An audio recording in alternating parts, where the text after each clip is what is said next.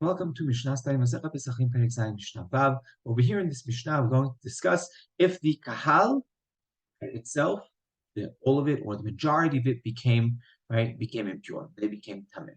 We mentioned before, we're allowed to bring the Korban Pesach to This Mishnah is going to flush that out. So nitma kahal orubo, right? If the congregation or the majority of the congregation became tameh, or you are kwanim tameh v'hal kahal taor, right? Or if the kwanim were tameh, according to what Hanabam explained earlier, if the majority of the kwanim, if the majority of the tameh, and the rest of the kahal is tahor, ye'aseh betum'ah.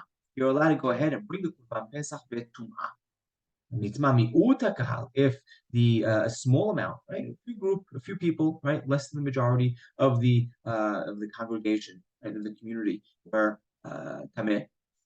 So hateorim sivat rishon. Then in that case, everyone that's tahor brings their korban on Pesach Rishon, and the tameim et hasheni, and the tameim bring their korban Pesach on Pesach Sheni. Right. This is what we learn from the story of the people who brought the korban Pesach in Sefer Bamidbar. And the way we understand that, well, firstly, before we go into this, the tum'ah that we're talking about over here is tum'ah tameh. Right. We're talking about if a person became tameh from a dead body. Right? If it came tameh from a sheretz, right, or something, that's not what we're talking about. We're talking about tumat met. Now we also, right, that's the only time that it pushes off a korban, for the whole congregation. Now, if it's an individual, he gets pushed off to Pesach Sheni, as we know from the Pesukim, right, in Sefer Bamidbar.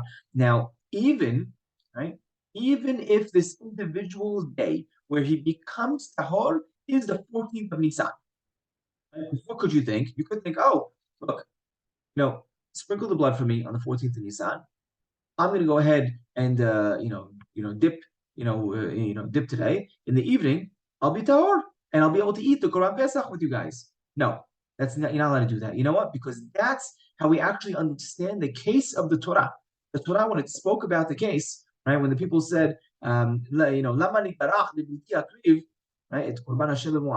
why should we lose out on bringing the Korban on in its appropriate time? They weren't talking about that they were, they were just, tameh, and there was no chance of them becoming tahor to eat the Korban Pesach. No, they were talking about this precise case, right? That's how that's our tradition. That's how we understand that case that was brought to Moshe Rabbeinu. Right, the case that was brought to Moshe Rabbeinu is when these people, they would become pure that night, and they want to know, could someone go ahead and sprinkle the blood of the Korban Pesach for me, include me in there, and once I'm tahor at night, let me eat it with everyone else. No, you can't. Right, and that's the case that the Torah was talking about.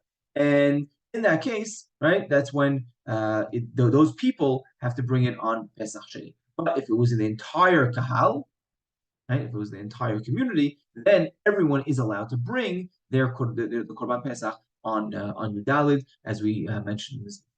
And as we pointed out, it's specific to Tumat Met, right? We're only talking about Tumat Met over here when this individual can't go ahead and bring it. But if it's Tumat Sheret, right, where the person doesn't have to get the Metra Aduma sprinkled on him in the third and the seventh day, rather Tumat Sheret is a one-day thing, right? It's a one-day thing. He just dips, and in the night he's allowed to go ahead and he's tahor again. In that case, he is allowed to participate with everyone else, even as an individual, right? Once he's tahor at night, go ahead and eat from the Korban Pesach with tahara, and that's how